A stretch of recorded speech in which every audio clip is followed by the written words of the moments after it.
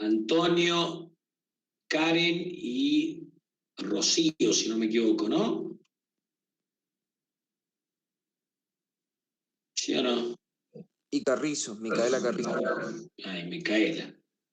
Bueno, nada, creo que fue bastante buena la jornadita. Hay pocos pacientes. Con este tema del COVID la gente no se consulta tanto, no hay tantos internados como en otras épocas. Sin embargo, creo que fue bueno. Ahora vamos a ver patología cerebrovascular, así que voy a avisarme cuando tengan la pantalla completa.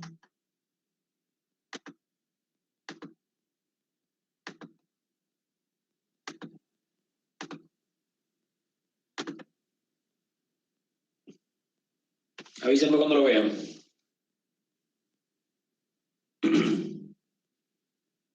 Ahora, profe, se ve.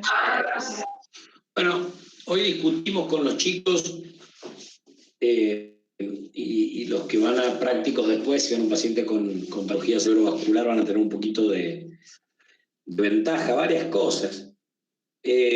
O sea, Antonio, contá qué te pareció el teórico de hoy. ¿El práctico dice, profe? Es un práctico, sí. Muy interesante, o sea, muy bueno poder, muy impactante primero, pero muy bueno poder palpar, digamos, todo esto que uno siempre estudia, como dice usted, de memoria. ¿Y Karen, qué opinás?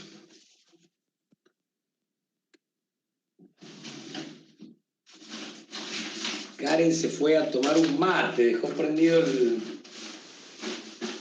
la clase, lo bien que hace. Bueno, nada, yo ya hablé con los chicos bastante, y si ustedes estudian de memoria sin interpretar lo que están viendo, es muy difícil realmente llegar a un diagnóstico y tratar de comprender globalmente a un enfermo. Y las cosas empiezan por donde se empieza, desde la primera parte, y la primera parte es la definición. Hoy yo le pregunté a los 3 chicos qué era una CBE, y los 3 me dijeron algo distinto que no tenía mucho que ver con la definición. Y si ustedes no leen lo que está en rojo y tratan de explicar lo que es una CBE, probablemente también les cueste. Y eso es algo que yo veo en todas las patologías. Vos le preguntas a alguien qué es un síndrome coronario agudo, qué es esto, y te pueden explicar la fisiopatogenia, te pueden explicar todo, pero no te explican el concepto general, y el concepto general lo es todo, porque a partir de ahí vas desglosando. Y básicamente un stroke o una ACV es un déficit neurológico focal agudo, me falta la palabra agudo acá, secundario a una oclusión o ruptura vascular cerebral. ¿Qué quiere decir eso? Que es un área del cerebro en la cual o se tapó, se rompió un vaso, y esa área del cerebro, que es el área focal, por eso se llama déficit focal, es la que da el síntoma. El paciente que tiene y una hemiplegia aguda, una afasia aguda, diplopia aguda, etcétera, etcétera. Entonces, ante un déficit neurológico focal agudo, lo primero que uno tiene que sospechar es una ACV hasta que se demuestre lo contrario. Ese es el pensamiento que tienen que tener, y tienen que tener en cuenta que ustedes dentro de muy poco van a empezar a hacer guardias, porque pasa rápido. Recuerden cuando entraron a la facultad y ya están en 4º año, es decir, que en 2 o 3 años van a estar recibidos, y realmente esto no puede pasar desapercibido. Un poquito de no sé por qué no corre, ahí está, de la irrigación cerebral. Sabemos que esto es el polígono de Willis, el cual viene de las arterias vertebrales que dan la pica, que es la cerebelosa posterior-superior, después se unen las vertebrales, dan la basilar. Estas dan la pica, dan arterias más penetrantes, más chiquitas, dan la aica, que es la cerebelosa superior, y dan la comunicante posterior, que se abre, la cerebral posterior, que por medio de la comunicante posterior se une a carótida que viene acá y que da la cerebral media, da la carótida que da la cerebral media, y da la cerebral anterior, que por medio de las comunicantes anteriores se unen, cerrando el polígono de Willis, un polígono arterial. Las arterias, sabemos que tenemos la carótida común, que se divide en el bulbo carotídeo, dando la carótida interna y la carótida externa, y la subclavia, que a veces nace directamente de la aorta, nace de, la vertebral, que a veces nace de la subclavia, a veces directamente de la aorta, a veces de la carótida. Lo más común es esto, el tronco brachiocefálico, que va toda la región posterior hasta entrar al cráneo y unirse a la contralateral. Hay, obviamente, imagenológicamente, territorios vasculares que lo tienen que estudiar. La arteria carótida, no nos olvidemos que su primer rama es la arteria oftálmica, la cual nos irriga el nervio óptico y a la retina. Por lo tanto, cuando uno tiene una amaurosis fugas, ¿qué quiere decir eso? Amaurosis es pérdida de la visión y fugas transitoria. Es básicamente pierdo la visión de un ojo y después vuelve. Lo primero que hay que sospechar es que eso es un trombo que fue a la arteria oftálmica y fue transitorio. Por lo tanto se llama amaurosis fugas y es la misma representación que un accidente isquémico transitorio. Hay que estudiarlo muy bien a esos pacientes. Hay veces que los strokes son producidos por pérdida del flujo sanguíneo, como es el caso del shock, pacientes con shock séptico, shock hipovolémico, pacientes hipotensos severos, producen infartos en territorio limítrofe, territorio entre cerebral media y cerebral anterior, entre cerebral anterior y cerebral posterior. Por supuesto, puede haber un infarto carotídeo. Si yo tapo la carótida, voy a tener un infarto de la cerebral anterior y de la cerebral media, que es esto que está acá, todo el hemisferio. Esto es un infarto grave, maligno, etcétera. Obviamente que da mucha sintomatología. Y podemos tener los infartos de la cerebral media, que es la arteria que más territorio irriga, por lo tanto es la más susceptible a tener embolias y tener infartos, y típicamente cuando hay un infarto del tronco de la cerebral media, lo que vemos es esto, que respeta cerebral anterior y cerebral posterior. Todo esto negro es el infarto, esto también es algo grave, si ustedes ven tiene efecto de masa y potencialmente puede causarle la muerte al paciente. Clínicamente, el paciente va a tener contralateral lesión, hemiplegia, hemianopsia, hemipoestesia. Si es un hemisferio dominante va a tener afasia, si no es dominante va a tener trastornos práxicos, nóxicos, etc. Y puede tener parálisis de la mirada. ¿Tá? Ahora, también hay vasos perforantes de la cerebral media, que son las lenticuloestriadas, son arterias más pequeñas y nos dan infartos lacunares. Estos infartos son más pequeños, pero muchas veces son sintomáticos como una hemiplegia.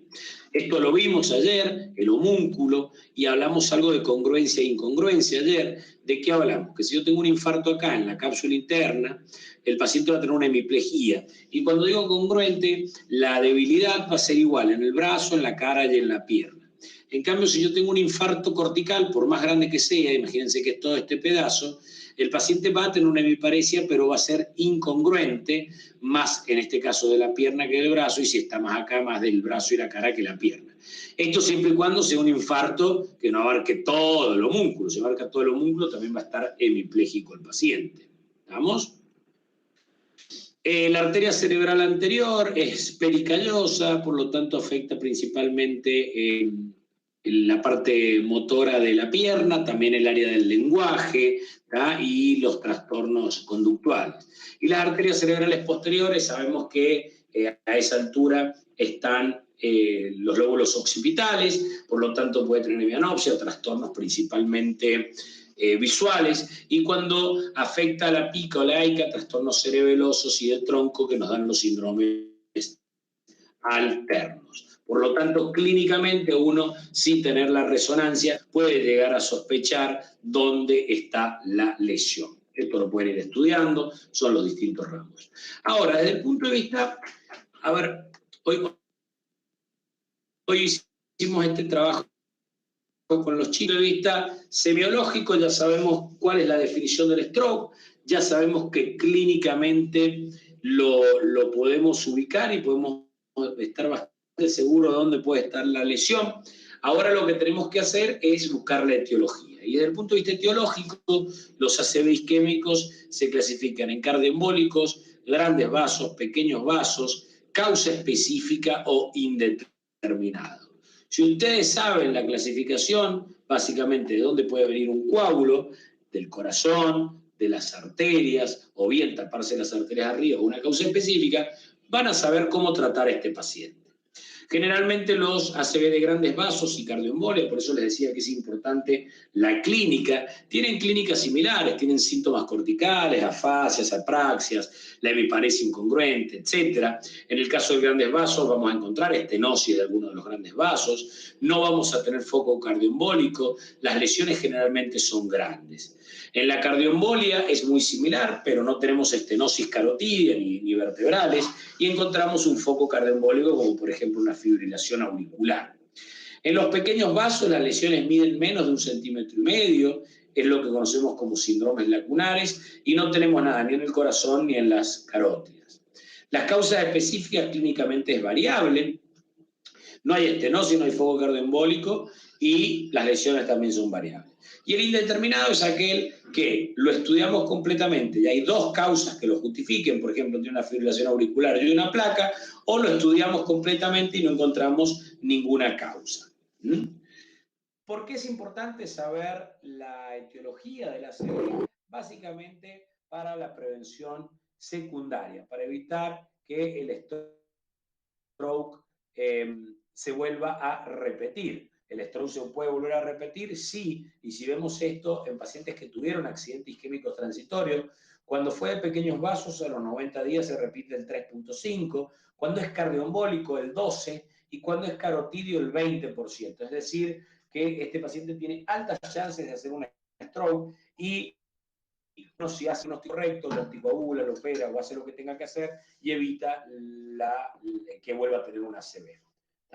Esto lo hablamos, como son los síntomas. Básicamente, grandes vasos, se forma una placa y se desprende un émbolo y ese émbolo viaja hacia un vaso de menor calibre. ¿Estamos? Cardioembolia, también hablamos de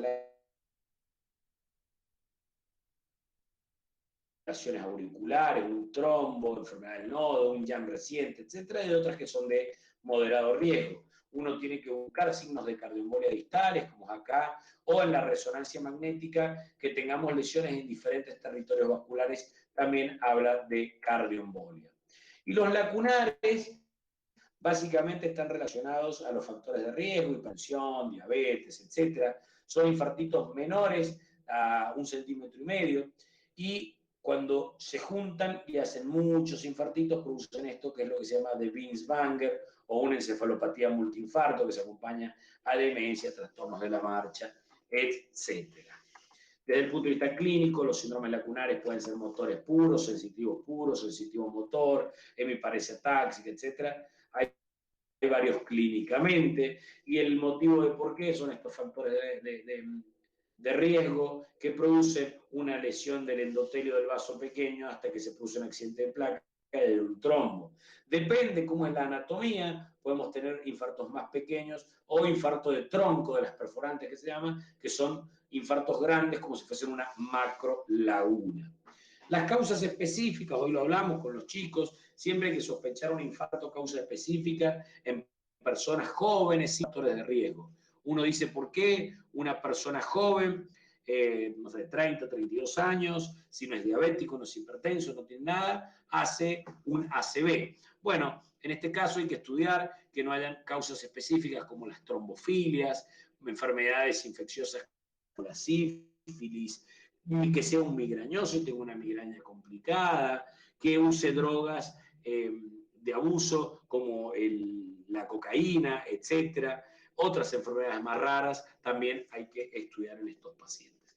Y por último, los indeterminados, que es porque lo vamos muy bien completamente y no tenemos causa o más de una causa, o la evaluación es incompleta. Cuando la evaluación es incompleta, vemos que más del 50% son cardioembólicos.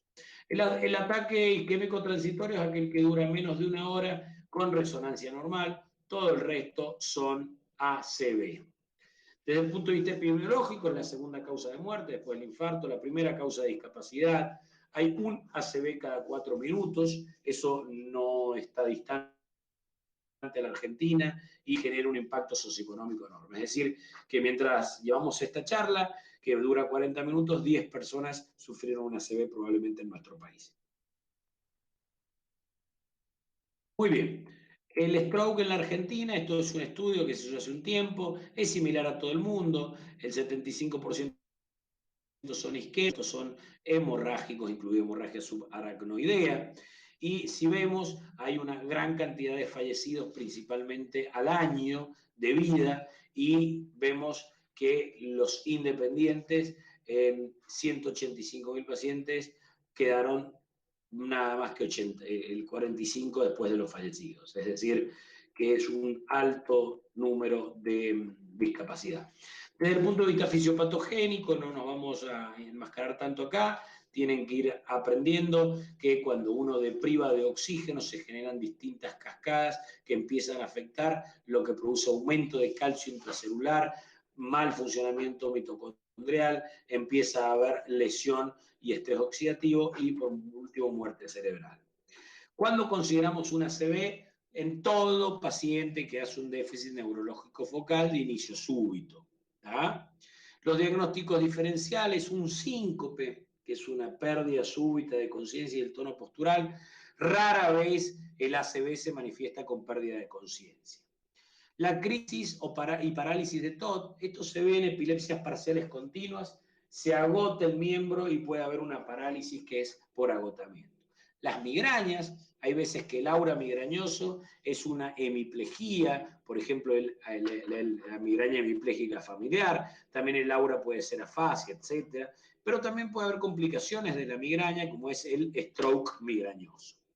Síndromes confusionales, rara vez es una ACV, o nunca diría yo. Generalmente el síndrome confusional, que el paciente está encefalopático o confuso, es de causa clínica metabólica. Un síndrome conversivo, un tumor cerebral generalmente da síntomas más subagudos crónicos, al igual que el hematoma subdural, y la hipoglucemia, que es un gran imitador de diferentes estudios. ¿Cómo lo diagnosticamos? Urgente. Eso quiere decir, en la guardia le hacemos un laboratorio que incluya un hemoglucotest, porque acabamos de decir que el paciente puede tener hipoglucemia. Siempre antes que esto el ABC, hoy lo hablamos con los chicos, ver la vía aérea, circulación, hemodinámicamente cómo está, porque de nada nos sirve estudiar a un paciente que fallece. Por lo tanto, siempre el ABC, compensar al paciente, le pinchamos el dedito, hacemos un hemoglucotest, le hacemos un electrocardiograma y le sacamos sangre. ¿Cuánto nos podemos demorar en eso? Nada. De ahí, si todo eso es normal, lo mandamos a hacer una tomografía, que es el método más rápido y rápidamente nos separa si es sangre, es decir, si es hemorrágico o si es isquémico. Una vez que el paciente ya lo estudiamos, lo estabilizamos, sabemos que es una ACV, hay que estudiar según las causas específicas para ver cuál es la etiología. Yo les dije que las etiologías son cardioembólicos, grandes vasos, pequeños vasos, causa específica e indeterminada. Por lo tanto, si es cardioembólico, ¿qué voy a estudiar? Y un ecocardiograma, un Holter cardíaco prolongado, un ecodoppler de vasos de cuello si es para descartar grandes vasos, eventualmente una angiotomografía, angioresonancia o una arteriografía digital. Se puede hacer polisomnografía si además sospechamos apneas obstructivas y obviamente laboratorios para las causas específicas. Tomografía, lo más probable es que no veamos nada en agudo, pero podemos encontrar los cambios precoces o cambios sutiles, como es el signo de la cuerda de la cerebral media, borramiento del ribete insular, pérdida del estriado, borramientos de surcos corticales. Todo este tipo de cosas son totalmente indirectas. Y ya cuando vemos evidente y tiene más de un tercio de la cerebral media, es un infarto extenso, como acá. Ya lo estamos viendo bien negrito, se está haciendo el infarto. La resonancia, muy útil para ver el cerebro, y también podemos hacer angioresonancia o angiotomografía, que nos pueden ver la oclusión, donde está. Utilizo una técnica que se llama difusión, la cual ve infartos agudos con un coeficiente aparente de difusión que nos confirma que el infarto es agudo, que se brilla digamos, es hiperintenso en difusión. Obviamente no todo lo que brilla es oro, no todo lo que brilla es un infarto. hay otras etiologías que pueden brillar en difusión, por eso es importante el coeficiente aparente de difusión, pero sepan que hay una técnica. Y muchas veces, cuando no estamos decididos en algún tratamiento, le hacemos esto del match o mismatch, difusión-perfusión. ¿Qué es esto? Esto es un paciente, el cual si vemos el T2 es normal, si vemos la difusión, tiene un infarto grande que se correlaciona con el coeficiente aparente de difusión. Y si vamos a la perfusión, la misma área infartada es la área hipoperfundida. Esto es que hay un match entre la difusión y la perfusión. Acá, desgraciadamente, mucho no podemos salvar. Ahora, tenemos este otro caso, que si vemos en este paciente, lo único que tiene es esta pelotita blanca ahí en difusión. Y si vamos a la perfusión, tiene todo esto hipoperfundido. ¿Qué quiere decir? Que si nosotros no hacemos nada, el infarto de este paciente va a ser este, no este. En este paciente podemos actuar. ¿tá? Eso es lo que se llama mismatch, porque no concuerda la difusión con la perfusión. Muy bien, y no solo hay arterias en el cerebro, sino también hay venas. Y las venas se pueden tapar, lo que se llama trombosis venosa. La trombosis venosa cerebral es bastante infrecuente, pero lo vemos habitualmente. Son 3 a 4 casos por millón. Se da principalmente en niños, jóvenes y nada en mujeres, y principalmente se utilizan anticonceptivos orales, ¿tá? Pero también estados de hipercoagulidad como el embarazo, el cáncer, el porperio, etcétera, son causas comunes de predisposición. Como dijimos, desde el punto de vista clínico es muy variable. Una de las características más frecuentes que tienen casi todos los pacientes es el dolor de cabeza. También puede haber una triada, que es dolor de cabeza, convulsiones, y cuando hay un infarto venoso puede haber síntomas focales. ¿Ok? El diagnóstico, ¿cómo se hace? Con una angioresonancia o angiotomografía o arteriografía digital. Lo que pasa es que si ya lo hicimos con lo otro no lo vamos a hacer. Con un muy buena evolución si hacemos un tratamiento temprano con anticoagulación. Y los ACV hemorrágicos, que tenemos dos entidades, la hemorragia cerebral y la hemorragia subaracnoidea, de varias causas cada uno y de localizaciones diferentes. Los ACV hemorrágicos se pueden dividir en profundos ganglios basales o lobares, es decir, bien corticales. Dentro de los ganglios basales, lo más frecuente es en putamen, tálamo, caudado, tronco, y los lobares en diferentes lóbulos del cerebro corticales. Los profundos generalmente están asociados a hipertensión arterial y los lobares están más asociados o a malformaciones arteriosas, neuropatía amiloide. Las malformaciones las leen, generalmente donde se ubican, son más corticales, etcétera, y cómo se estudian. Las intraventriculares son otra causa más poco o menos frecuente de ACV. ¿tá? En fosa posterior, protuberancia es lo más afectado. Y por último, la hemorragia subaracnoidea, algo que tienen que saber, es el 5 a 10% de todos los ACV. ¿Por qué? Generalmente por ruptura de aneurisma, también puede ser postraumática o espontánea sin aneurisma. ¿tá? Generalmente las aneurismas están en comunicante anterior, comunicante posterior, en la bifurcación de carótida y cerebral, media. ¿tá? ¿Y cómo se manifiesta clínicamente? Con una cefalea en estallido. Doctor, yo estaba lo más bien y de repente la cabeza me explotó. Sentí un dolor que no había sentido nunca en mi vida. Mire que yo soy de tener dolores, pero este es distinto. Ante esos síntomas, chicos, es una alarma muy grande y esto no se les puede escapar. Van a estar haciendo guardia y va a venir un paciente y no es el paciente, les puedo asegurar que viene siempre por dolor de cabeza y te dice, no, es la misma cefalea de siempre. Este es uno que viene con cara de miedo y dice, doctor, esto hay algo, sentí algo. Obviamente, si tiene además al examen signos meningios, no hay duda. ¿Cómo se hace el diagnóstico? Se hace una tomografía de cerebro, la cual es generalmente en más del 95% de los casos positivo en las primeras 12 horas, pero después de esas 12 horas empieza a decaer. Por lo tanto, si la clínica es la que hemos hablado y la tomografía es normal, el paso siguiente es hacer una punción lumbar. Sacar un poquito de líquido cefalorraquídeo y analizarlo. El líquido cefalorraquídeo nos va a mostrar xantocromía y puede mostrar glóbulos rojos crenados. Por supuesto, el líquido cefalorraquídeo empieza a positivizarse después de las 12 horas. Una vez que sospechamos, como en este caso lo confirmamos, que tiene una hemorragia subaracnoidea, o bien que la tomografía es normal, pero el líquido cefalorraquídeo no lo muestra, lo que hay que hacer es una arteriografía diagnóstica para ver el aneurisma, dónde está, cómo es, y eventualmente terapéutica porque se le puede poner un stent y un clip a ese aneurisma.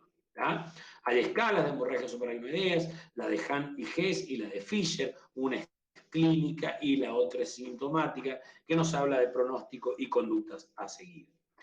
Y por último, un cuadrito bastante interesante es la patología hemorrágica. Cuando es una hemorragia gangliobasal, lo primero que hay que hacer es pensar en hipertensión y se puede hacer una tomografía y eventualmente una resonancia. Cuando son hemorragias lobares, es decir, corticales, si es un paciente joven, descartar malformaciones arteriovenosas, y si son pacientes añosos, descartar angiopatía amiloidea, tomografía, resonancia y eventualmente una arteriografía digital, si sospechamos en una MAP. Cuando son en fosa posterior, generalmente son hipertensivos, son profundos, pero también puede estar asociado a cavernoma, por lo tanto una resonancia podría estar indicada. La hemorragia subaracnoidea la hablamos, descartar aneurisma, TAC, punción lumbar si no se ve sangre, arteriografía digital.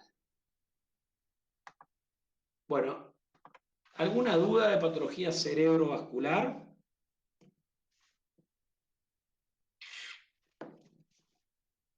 Hablen.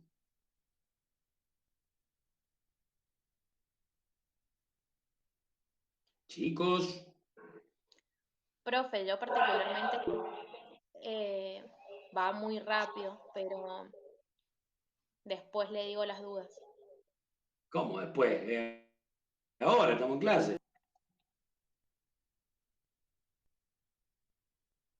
Decía cuando lo repase, cuando lo vuelva a estudiar bien y todo eso. Ah, bueno. Bueno, el último día hacemos una clase de repaso de todo esto y de todos los temas, y ahí es donde la idea es que se saquen dudas. ¿Está? ¿Usted va a pasar los ¿Pero power? ninguno tiene alguna duda? Ya se los mando en un ratito en un mail. Genial, gracias. ¿Alguna otra duda? Buenísimo lo de la clase de consulta después. Bueno, Priscila, me alegro. ¿Algo más? ¿No? Bueno, hagamos un recreíto, son las 6 menos cuarto hasta las 6 y les doy ELA y mielopatía, ¿ok? Buenísimo, Bueno, profe. Bueno, nos vemos en un ratito. El mismo link, ¿eh? Digamos, ¿dónde están?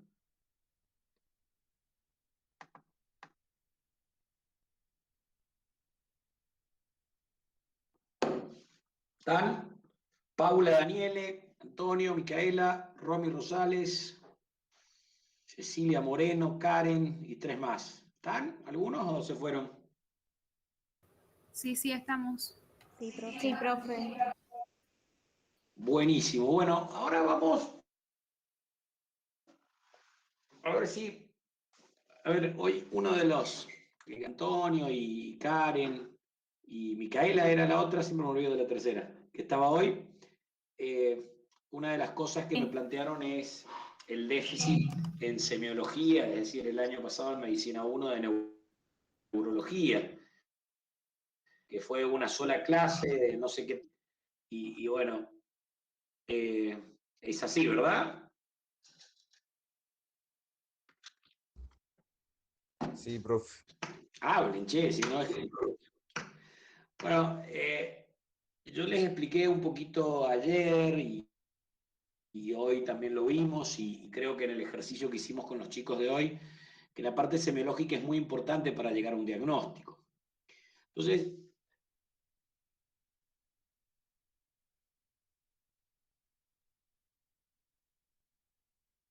es una introducción a la semiología, que leen de semiología, o los nervios, porque en base al examen que uno clínico que tiene, se enferma. la motoneurona tipo, y la más importante y la más frecuente también,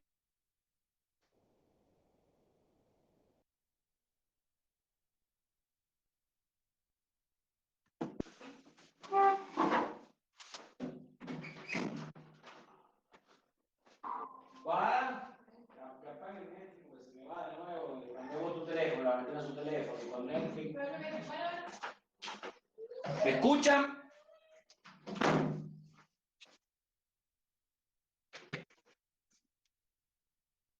Hola. ¿Están o no? Le anda medio cortado. Sí, por eso, pero ahora ¿me escuchan un poquito mejor? Sí. Ahora sí.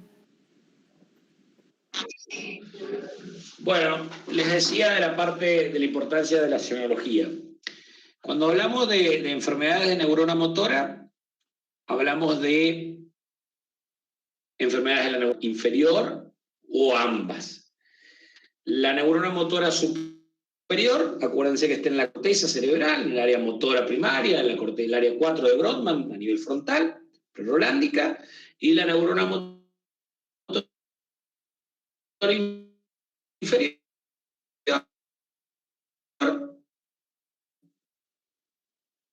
bien, o en tronco, las de los prácticamente que vamos a tener. La neurona motora superior nos va a dar un síndrome piramidal, porque es el haz córtico-espinal o piramidal el que se afecta y se degenera. Por lo tanto, vamos a tener debilidad, vamos a tener hiperreflexia, vamos a tener clonus, vamos a tener Babinski, etcétera, todo lo que vimos ayer. Y cuando es la motoneurona inferior la que se afecta, vamos a tener debilidad, vamos a tener mucha atrofia porque ese mecanismo de mantener el trofismo del músculo se pierde. Los reflejos pueden estar normales o disminuidos. Entonces, cuando mezclamos las dos, tenemos debilidad, atrofia, Babinski, hiperreflexia, uno puede decir, che, hay síntomas de motoneurona superior y síntomas de motoneurona inferior. Entonces, ahora les voy a compartir la clase y vamos a introducir en esa área. Pero como les digo, es muy importante la parte semiológica. Entonces, las enfermedades de motoneurona, avísenme cuando lo ven. Ahí se ve. Las enfermedades de la motoneurona, ahí está, son un grupo de afecciones en las cuales se degeneran las motoneuronas y o las inferiores o ambas. Como les dije recién, desde el punto de vista clínico, uno nos va a dar un típico síndrome piramidal, debilidad, espasticidad, debilidad, hipotonía, hipoguarreflexia, fasciculaciones, atrofia, calambre, que es todo lo de liberación. Es como que, ustedes imagínense que el cerebro o las motoneuronas son el transformador. Los nervios son el cable y el músculo el foco. Si el problema está en el transformador, tanto el cable como el foco o el nervio del músculo están indemnes y ese músculo se libera y tiene actividad espontánea. Esa actividad espontánea se manifiesta como fasciculaciones y atrofias. Perdón, fasciculaciones y calambres. ¿Tá? Las causas que se afecten la motoneurona pueden ser diversas. Hay causas infecciosas, la poliomielitis, por ejemplo, típicamente tiene un trofismo muy ubicado por las motoneuronas inferiores. Causas tóxicas, ciertas drogas, causas metabólicas menos comunes y las causas degenerativas, entre ellas la esclerosis lateral amiotrófica o ELA. Si nosotros vemos este grafiquito, que es muy interesante, las que tienen una afección de las motoneuronas superiores, ¿me escuchan, no? Sí, profe. Las que tienen una afección de la motoneurona superior, las que tienen una afección de la motoneurona inferior y las que tienen una afección de ambas. Las que tienen una afección de ambas es la ELA, la esclerosis lateral amiotrófica, la cual generalmente es esporádica, pero hay algunos casos de hereditaria. Cuando solo se afecta la motoneurona superior, tenemos la esclerosis lateral primaria y en forma hereditaria la paraparesia espástica hereditaria. La esclerosis lateral primaria, muchos la consideran como un paso inicial para avanzar a una ELA. Y cuando lo que se afecta es la atrofia muscular, la motoneurona inferior, lo que tenemos son las atrofias musculares espinales, enfermedades que se dan más que nada en niños, que hay de distintos tipos, hay una variante que es en adultos, o las atrofias musculares progresivas cuando son esporádicas. ¿Ah? Estas son las entidades y, por supuesto, después la pueden estudiar y hay varias de ellas y diferentes subtipos que no vienen al tema de hoy. La ELA la describió ya en 1850, pero después en el 73 Charcot es quien la determina bien, por lo tanto también se conoce como enfermedad de Charcot y también es bastante conocida como la enfermedad de Lou Gehrig. Lou Gehrig Profe, fue... disculpe que lo interrumpa. Profe, no está presentando. Bueno. Nos quedamos en el grafiquito. Díganme cuando presente. Ahora sí. Bueno. El grafiquito... No, ¿qué estoy haciendo? En este. No, en el anterior. ¿En ese? En el esquemita que decía de la motoneurona superior, en ese. Bueno, nada. La ELA, como les dije, las describe en el 50 Arán y en el 73 Charcot, y la definen como enfermedad de Charcot. Y se la conoce también como enfermedad de Lou Gehrig. ¿Alguien sabe quién fue el Lou Gehrig? El que me conteste eso en 15 segundos tiene 10 en el parcial. Googleen, a ver qué rápido googlean. Nadie me contesta, nadie va a tener 10. Es un beisbolista profesional. Bien, esa very good, es Wikipedia pleno. Sí. Lou Gehrig era a principio del 20, del 30, jugaba con Babe Ruth en los Yankees de New York y era como decir el Messi del béisbol actual, y se enfermó de esta patología. Imagínense que para Estados Unidos fue algo dramático, como si, imaginen cualquier deportista de ese nivel hoy en día que se enferme en actividad. Y entonces en Estados Unidos, cuando vos decís ELA, y por ahí no saben de qué se habla, pero decís la enfermedad de Lou Gehrig, todo el mundo sabe de qué se está hablando. Por eso se la conoce también como enfermedad de Lou Gehrig. Afecta a la motoneurona superior y la motoneurona inferior. Es neurodegenerativa progresiva, con una expectativa de vida y sobrevida desgraciadamente baja. Es una enfermedad que a los médicos no nos gusta diagnosticar porque el pronóstico no es muy bueno. Generalmente es esporádica y entre los 50 y 80 años es lo más común, pero hay casos juveniles más tempranos. Hay 4 casos cada 100.000 habitantes. Eso quiere decir que en una población como la de San Juan, donde hay 700.000 habitantes y más o menos, saquemos la cuenta, los casos que pueden llegar a haber en cuanto a prevalencia. Es un poquito más prevalente en hombres. Desde el punto de vista fisiopatogénico no se sabe por qué se produce. Sí hay teorías infecciosas, algún virus que tenga un trofismo por estas motoneuronas, algún problema en el metabolismo del glutamato, causas ambientales como una actividad física competitiva.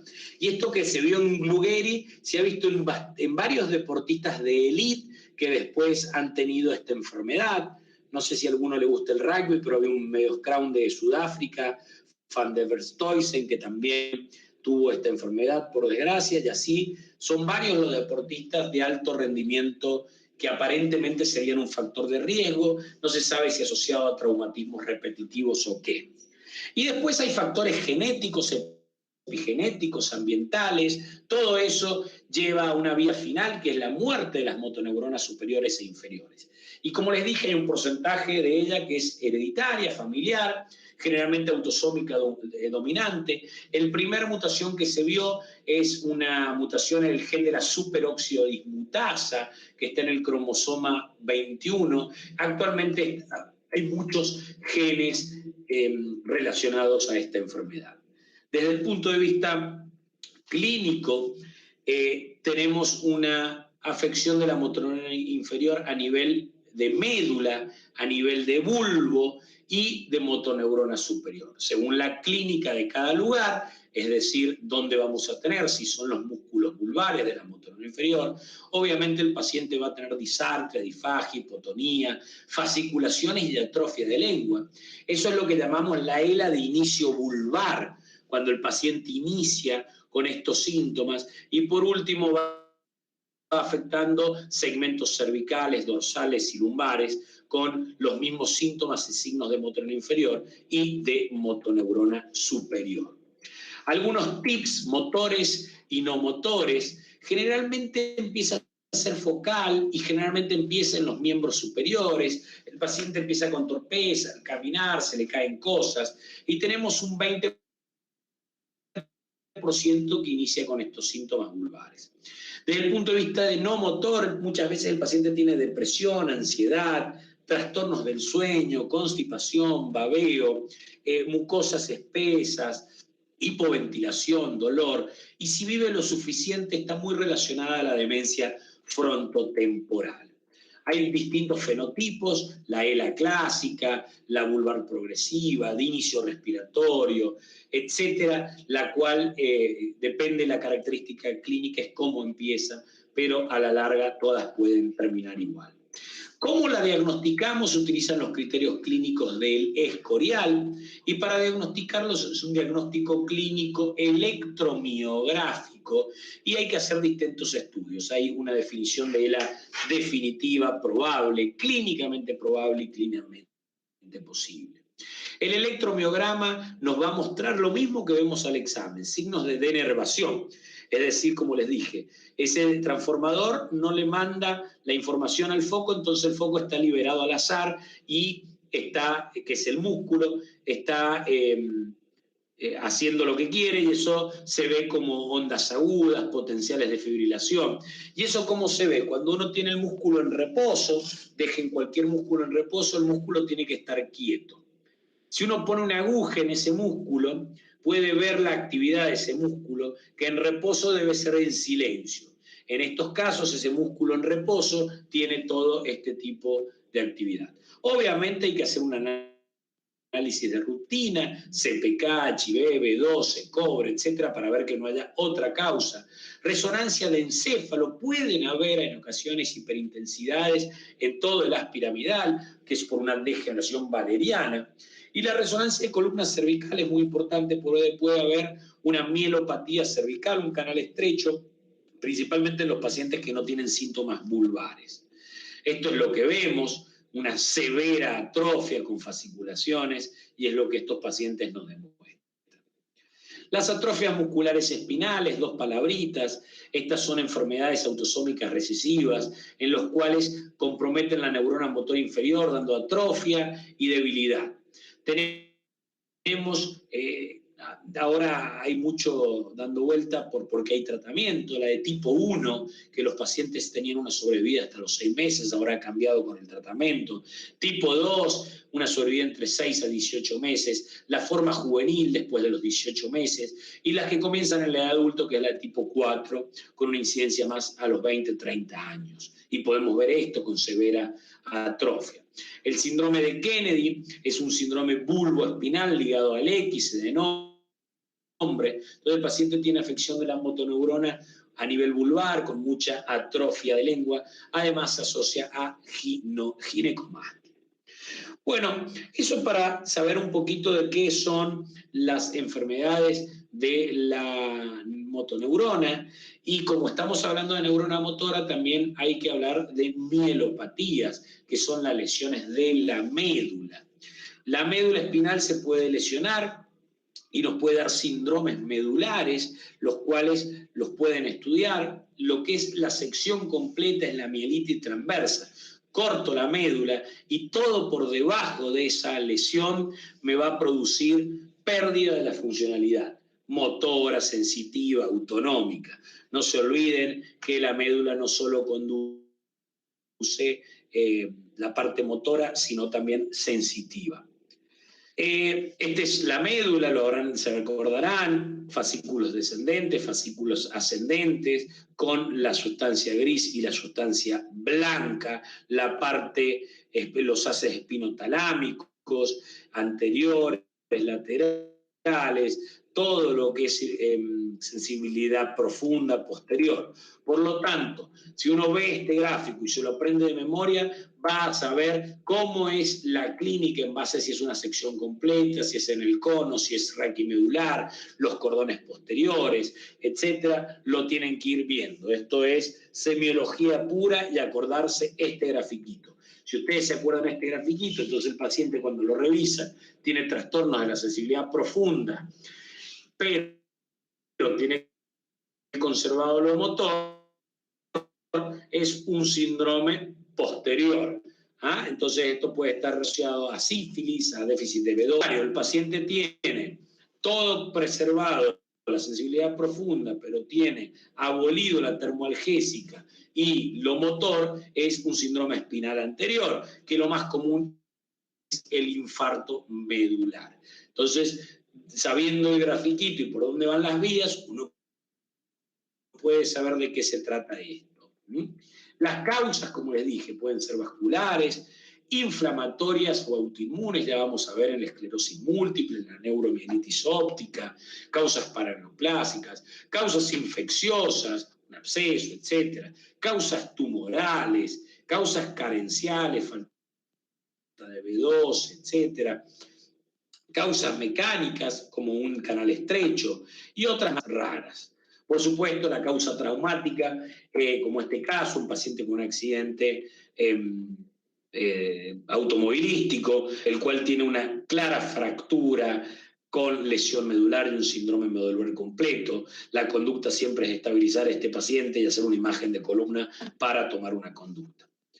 Bueno, vimos un poquito de lo que es enfermedad de motoneurona y lo que es mielopatías. ¿Tienen alguna duda de esto? Por ahora no, profe. Bueno, yo le voy a mandar a Jimena y al mail de la comisión las clases en PDF. Ahí le mandé a Jimena por WhatsApp el cronograma estimativo. Sepan que esto de la virtualidad, por ahí uno cree que en un horario va a estar más disponible que otro y no está. Les voy a dar enfermedades desmielinizantes y trastornos del movimiento, y el jueves y el viernes vamos a hacer un repaso general, probablemente el jueves de la semana que viene, de toda la materia. Le pasé a Jimena el número del doctor Lucato y el doctor Delgado para que les escriban y coordinen las clases que van a tener la misma modalidad que esta. Vayan estudiando. Mañana al práctico pueden ir a la mañana conmigo y a la tarde con el doctor Lucato, así que sería buenísimo que vayan 3 y 3. ¿Qué horario? Conmigo sería tipo 10:30, porque yo hago consultorio, entonces 10:30 en el servicio de neurología, que está en el primer piso, y con el doctor Lucato a la 1:30, que el doctor Lucato va a la tarde mañana.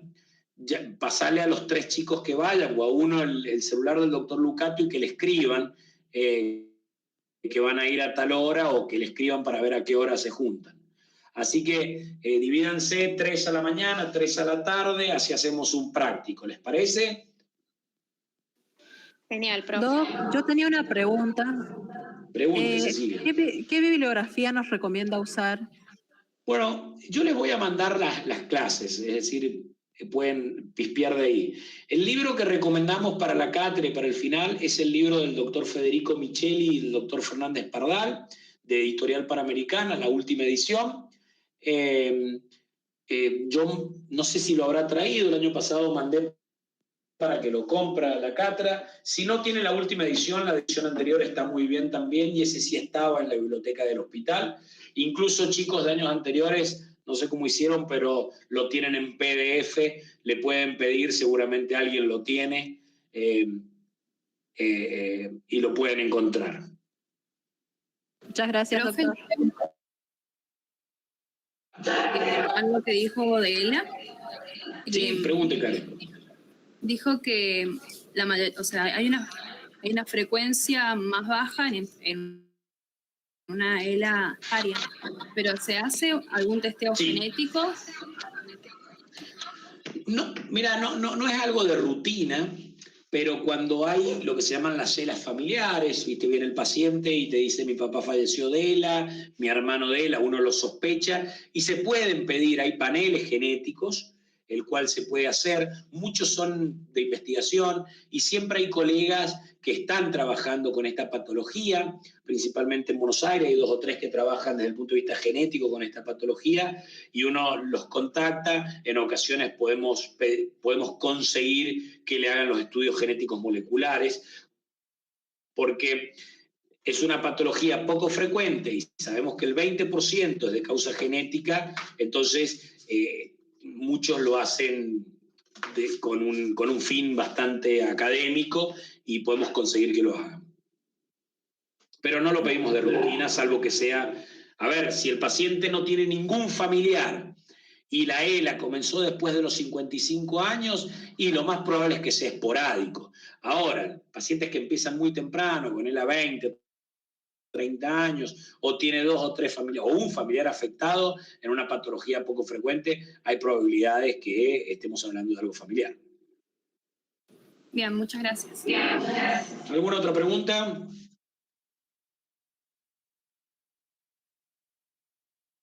¿No? Bueno, no se olviden todos los métodos de protección, quédense en casa, cuídense, y estudiar, vayan leyendo, lean semio, vayan al día con las clases, aprovechen que están en casa, no es lo ideal, pero no a todos nos ha afectado. Cualquier duda me escriben, no hay ningún problema, porque yo recién, desde el punto de vista por lo menos virtual, las voy a ver la semana que viene, ¿ok? Bueno, profe, muchas gracias. Chao, no se olviden, Jimena, de contactarte con los otros profesores. Sí, profe, ya me contacté. Delgado nos da la clase mañana a las 7 de la tarde. Buenísimo, que anden muy bien, cuídense, hasta luego. Chao, profe. Chao, profe, gracias. Chao, profe, gracias.